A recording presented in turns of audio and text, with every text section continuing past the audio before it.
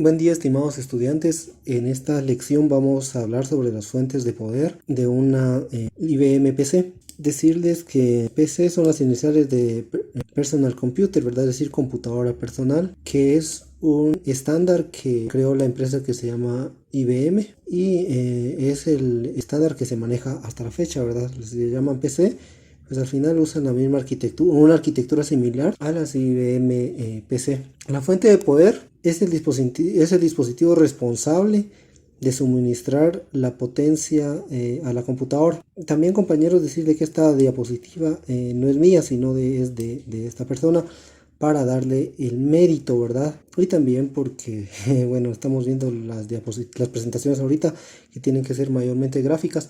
Sin embargo, me pareció que esta diapositiva está muy acorde a lo que necesito mostrarles. La fuente de poder es el dispositivo responsable de suministrar la potencia eléctrica, es decir, la corriente a la computadora. La fuente de poder tiene varias funciones. Pero una de esas funciones, y tal vez una de las más importantes, es convertir el voltaje alterno, aquí está la abreviatura, que suministra la empresa eléctrica en este caso, y convertirlo a corriente directa, es decir, a voltaje continuo. Y convertir el voltaje, que puede ser 110 voltios o 220, a voltajes que la computadora puede usar y puede soportar. La fuente de poder convierte esos 110 voltios, en nuestro caso, ¿verdad?, a estos distintos voltajes que la computadora usa. También, aparte de suministrar energía, la fuente de poder participa en el proceso de refrigeración, es decir, en el enfriamiento, porque tiene un ventilador grande y ayuda a que circule el aire dentro del gabinete. Les recuerdo que el gabinete es el case. Cuando vimos case, vimos que también se le llama gabinete a lo que anteriormente se llamaba CPU, que no es lo correcto, ¿verdad? Lo correcto es case o gabinete o carcasa. Entonces, al final, la fuente de poder tiene dos funciones: la potencia eléctrica, y la segunda función es contribuir a la refrigeración, es decir, al enfriamiento. Una computadora, mientras más fría se mantenga, mejor es su desempeño y más larga es su vida útil. Hay dos tipos de fuentes de poder: las lineales y las conmutadas. Vamos a ver más adelante las diferencias, pero las lineales son las de mayor tamaño. Va a depender bastante del tamaño del transformador, aquí dice, y de la capacitancia. Va a depender también del tamaño de los capacitores. Entonces, las fuentes de poder lineales son más grandes. Quiero mostrarles aquí una fuente de poder lineal. Son fuentes de poderes que tienen un transformador grande y que tienen capacitores grandes y que generalmente producen bastante calor. Son de las fuentes de poder que ustedes van a encontrar mayormente en una computadora de escritorio, ¿verdad?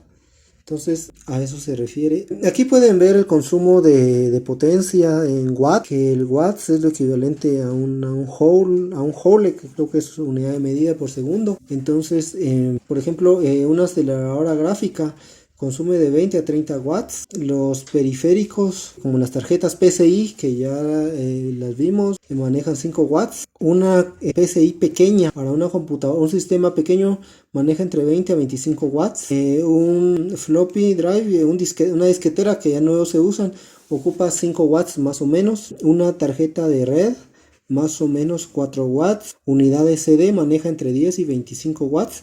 La memoria RAM consume o maneja entre 10 watts, más o menos 128 megas de RAM, algo así. Y aquí tenemos una tabla comparativa, incluso tenemos una tabla comparativa de los microprocesadores. Mientras mayor es los hertz, es decir, los ciclos por segundo, mientras más veloz es un microprocesador, más watts consume normalmente, ¿verdad? Aquí podemos ver el diagrama de la fuente de poder lineal, donde se ingresan los 127 voltios, 110 voltios, pues más o menos no son 110 exactos, ya puede variar. Entonces, la corriente ingresa aquí, es cuando la conectamos al tomacorriente, pasa por un transformador que convierte este voltaje en voltaje inferior, y tenemos un puente rectificador que consta de 4 diodos rectificadores, que convierten esa corriente que está ingresando, que es corriente alterna, en corriente directa o corriente continua, ¿verdad? Tenemos un filtrado de corriente para nivelarla, ¿verdad? Y para reducir la cantidad de fluctuaciones para que se mantenga estable. Y por último tenemos un regulador y ya sale la corriente convertida a 12 voltios, por ejemplo, ¿verdad? O a 3, a 5 al voltaje, a los voltajes que necesita la computadora. Esto es en una fuente de poder lineal. Aquí podemos ver los tipos de ondas, de frecuencias que se pueden producir en una fuente de poder lineal cuando el voltaje, acuérdense que el voltaje normalmente en corriente alterna pasa de positivo a negativo, a positivo, a negativo y así sucesivamente se mantiene. Entonces aquí podemos ver el diagrama de cómo es convertido hasta llegar a un voltaje regulado y estable que se mantiene, que no fluctúa, que no sube y baja como está aquí. Tenemos entonces el otro tipo de fuentes de poder conmutadas.